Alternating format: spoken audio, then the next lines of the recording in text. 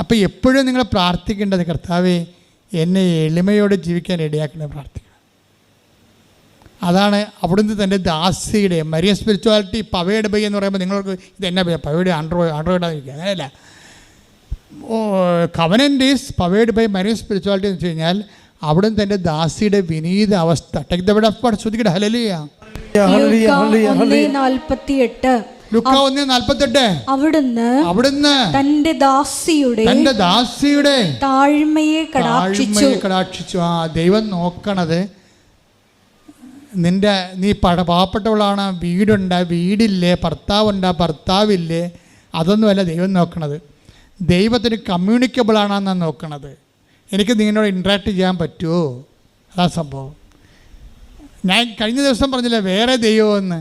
നമ്മൾ തന്നെ നമ്മൾക്ക് കോൺഫിഡൻ്റ് ഉള്ള ഏരിയയിൽ നമ്മൾ ദൈവമാണെന്ന് ഓർക്കണം. This is our spiritual tragedy.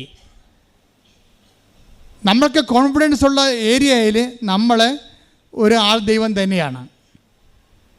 Confidence ഇല്ലാത്ത കാര്യമാണ് പ്രാർത്ഥനയ്ക്ക് വെക്കണത്. അത് നിങ്ങളുടെ ഉടമ്പടി നിയോഗം ക്രമീകരിക്കുമ്പോൾ അറിയാൻ പറ്റും. അതറിയണ്ട, അത് ഞാൻ ജയിച്ചോളൂ എന്ന് പറയും. ഞാനല്ല പരീക്ഷ എഴുതണത്. എൻ്റെ ചരിത്രം എന്താണ്? തോറ്റിട്ടില്ല, തോറ്റ ചരിത്രം കേട്ടിട്ടില്ല. അതാണ് സംഭവം. കൊടിയും പിടിച്ച് അടക്കുകയാണ് ആളെ ഒറ്റക്ക് ആദായം നടത്തി. അപ്പം നീ തോക്കാത്ത ജീവിതാനുഭവങ്ങളില്ലേ, അത് തന്നെയാണ് നിൻ്റെ കോൺഫിഡൻഷ്യൽ ഏരിയ. അവിടെ ഉടമ്പടി കമ്മ്യൂണിക്കബിൾ അല്ല. ഇവിടെ പ്രശ്നം എന്താ?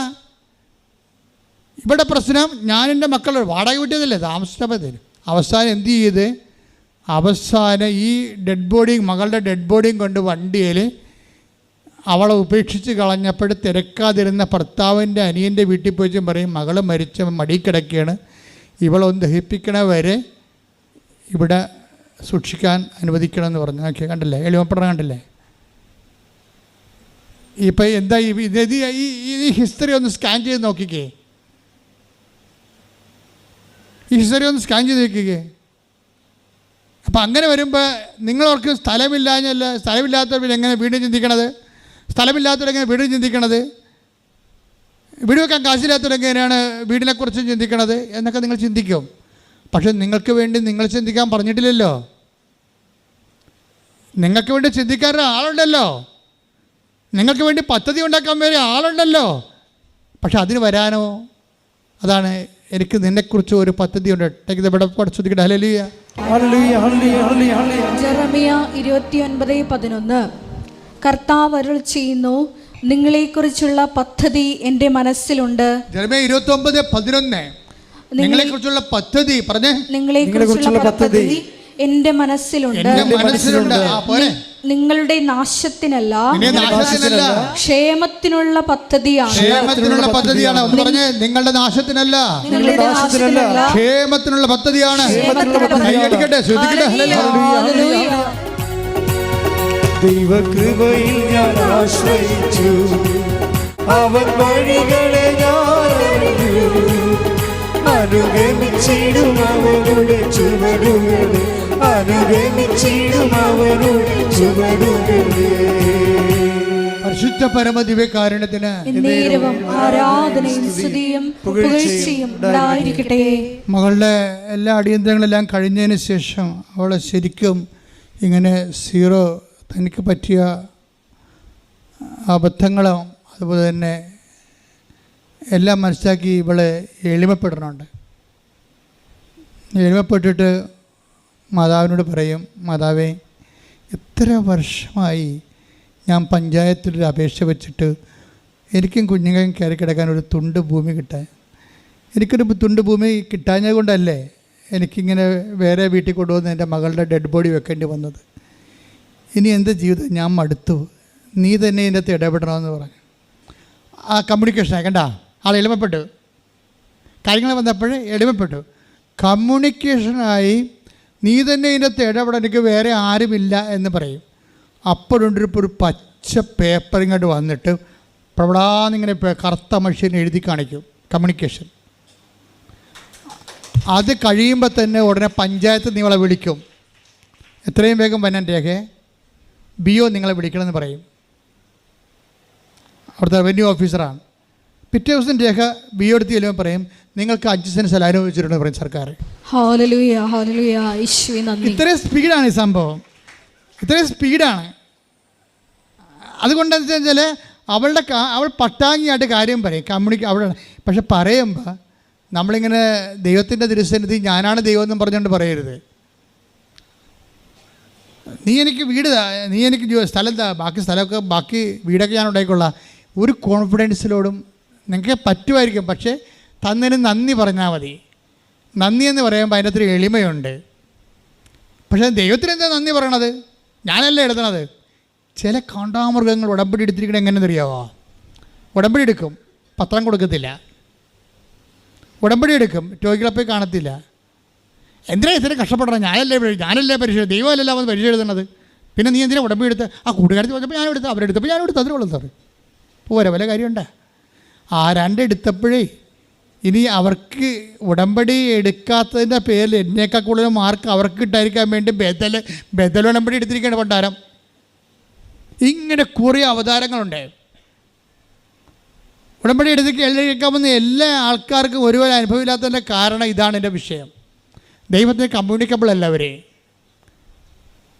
ദൈവത്തിന് കമ്മ്യൂണിക്കബിൾ അല്ല. അപ്പം അവർ മനസ്സിലിരിക്കണത് എന്താണ്? എടാ ഞാൻ പത്രം കൊടുത്താലും പരീക്ഷ എഴുതേണ്ടത് ഞാനല്ലേ? അതാണ് വിഷയം. ഞാനിപ്പോൾ രോഗികളെപ്പോലെ കണ്ടാലും കണ്ടില്ലേലും പരീക്ഷ എഴുതേണ്ടത് ഞാനല്ലേ പഠിക്കേണ്ടത്. അപ്പം ഞാനല്ലേ ദൈവത്തിന് എന്താണ് ഇവിടെ കാര്യം എന്നാണ് വിഷയം. അവളുടെ ആ അണ്ടർമൈൻഡ് വായിക്കുമ്പോൾ മനസ്സിലാക്കണത് എന്താണ്? ഞാനല്ലേ ദൈവം, വേറെ ഇവിടെ ദൈവത്തിന് എന്താണ് ഇവിടെ കാര്യം. അപ്പം സാക്ഷാ ദൈവത്തിന് വേറെ ദൈവമാക്കുകയും ഇവളെ തന്നെ സ്വന്തം ദൈവമായിട്ട് അവതരിപ്പിക്കുകയും ചെയ്യും. ലോകത്തെല്ലാവർക്കും ഉണ്ട് ഈ പ്രശ്നം, ലോകത്തെല്ലാവർക്കും ഉണ്ട്.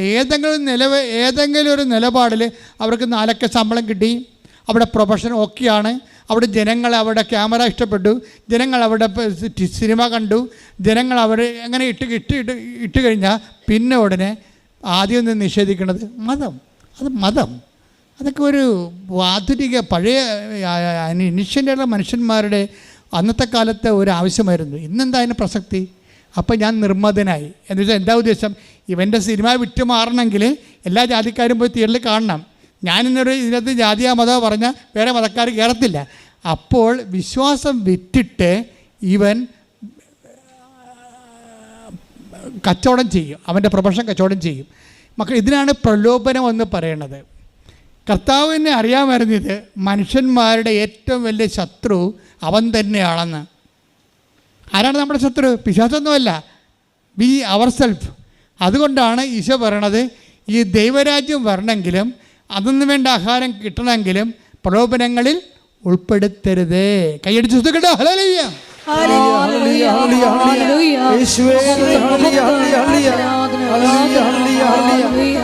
എപ്പോഴും നമ്മളിപ്പോൾ ദൈവത്തിൻ്റെ തന്നെ പ്രാർത്ഥിക്കുമ്പോൾ കർത്താവിനോട് പട്ടാങ്ങി പറയേണ്ട ഒരു സംഭവമുണ്ട്. കർത്താവേ, ഒരു പ്രലോഭനത്തിൻ്റെ സിറ്റുവേഷനിലേക്ക് എന്നെ കൊണ്ടുപോകരുത്. കാരണം പ്രലോഭനങ്ങളുടെ സിറ്റുവേഷനിലേക്ക് വരുമ്പോൾ ദൈവം നിന്നെ കശാപ്പ് ശാലയിലേക്ക് വിടാനുള്ള സാധ്യതയുണ്ട്. നിൻ്റെ കയ്യിരിപ്പ് മോശമാണെങ്കിൽ നീ അറിയാതെ കശാപ്പ് ശാലയിലേക്ക് പോകും. എന്താ കാര്യം? നീ തന്നെ അഹങ്കാരിയായിട്ട് ദൈവത്തിന് അംഗീകരിക്കേണ്ടത് പോരായ്മയെ കരുതിയാൽ. ഇപ്പം എല്ലാം പുതിയ സാധനങ്ങളൊക്കെ വരുമ്പോൾ പുതിയ സാധനങ്ങളെല്ലാം പ്രലോഭനമാണ്. എ കൾച്ചറൽ ടെംപ്ടേഷൻ, ഒരു സാംസ്കാരിക പ്രലോഭനമുണ്ട്, സാമ്പത്തിക പ്രലോഭനമുണ്ട്. സാമ്പത്തിക പ്രലോഭനം എന്ന് പറയുന്നത് നിൻ്റെ ബിസിനസ് വിജയിക്കണമെന്നുണ്ടെങ്കിൽ മറ്റുള്ളവരെങ്ങനെ വിജയിച്ചത് നോക്കുന്നേ, മറ്റുള്ളവരുമായിട്ട് മത്സരം വരും.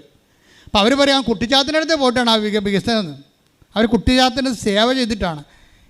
എന്നാൽ പിന്നെ എന്നാ കാര്യം? ബിസിനസ് ചെയ്യാൻ കച്ചവടത്തിന് ലാഭത്തിന് വേണ്ടിയല്ലേ.